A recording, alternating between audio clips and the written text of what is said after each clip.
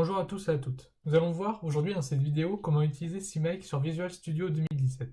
Tout d'abord, ouvrez le launcher de Visual Studio et cliquez sur Modifier. Pour plus d'informations sur Visual Studio 2017, je vous invite à vous référer à la vidéo associée disponible sur la chaîne. Une fois l'espace de configuration ouvert, vérifiez que Développement desktop en C++ est bien coché, et que dans l'espace résumé visible à droite, CMake est lui aussi bien sélectionné. Maintenant, ouvrez Visual Studio et l'explorateur de fichiers de Windows. Dans celui-ci, créez un dossier avec le nom que vous souhaitez. Puis, depuis Visual Studio, ouvrez-le.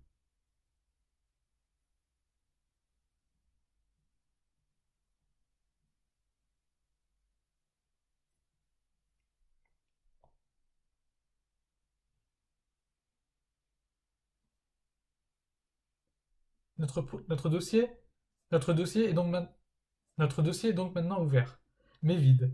La première étape va donc consister à créer un fichier du nom de cmakelist.txt. Attention, les majuscules sont importantes ainsi que l'extension du fichier.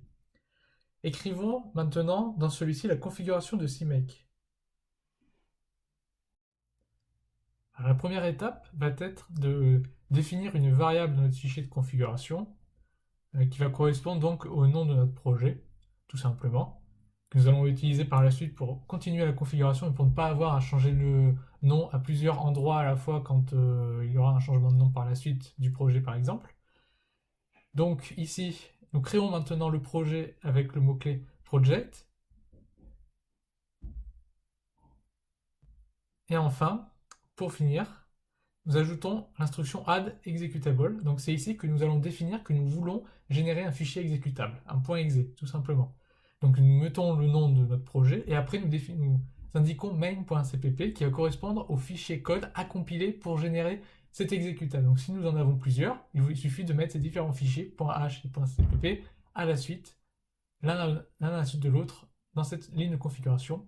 Et enfin, pour finir, on indique que l'on souhaite exporter notre fichier exécutable. Donc maintenant, la deuxième étape consiste donc à créer notre code, notre main.cpp qui va contenir notre code C++, qui va être exécuté par la suite et compilé dans notre application. Mais pourquoi utiliser CMake? Alors CMake permet de faire un projet qui sera multiplateforme et qui ne dépendra pas d'un IDE en particulier.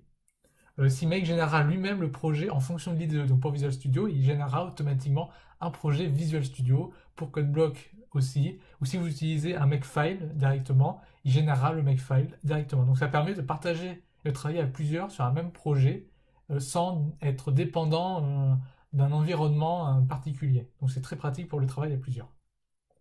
Donc nous allons faire une simple application qui affiche un message, Hello CMake, rien de plus simple, et qui retourne après 0. Je rajoute un point d'arrêt dans notre application pour éviter que celle-ci se ferme directement lors de l'exécution, car dans le cas contraire, le message va s'afficher et la boîte, notre console, va se fermer directement, on n'aura pas le temps de voir notre message.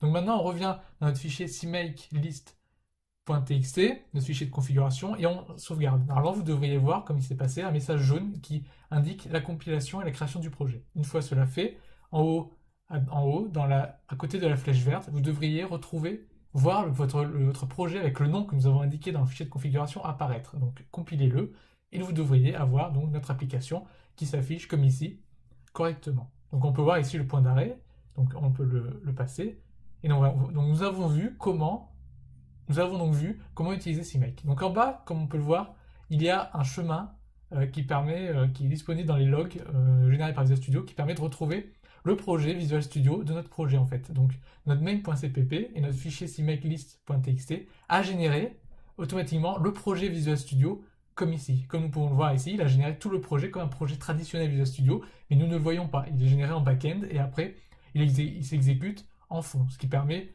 de ne pas de ne pas avoir un projet qui est structuré que pour Visual Studio.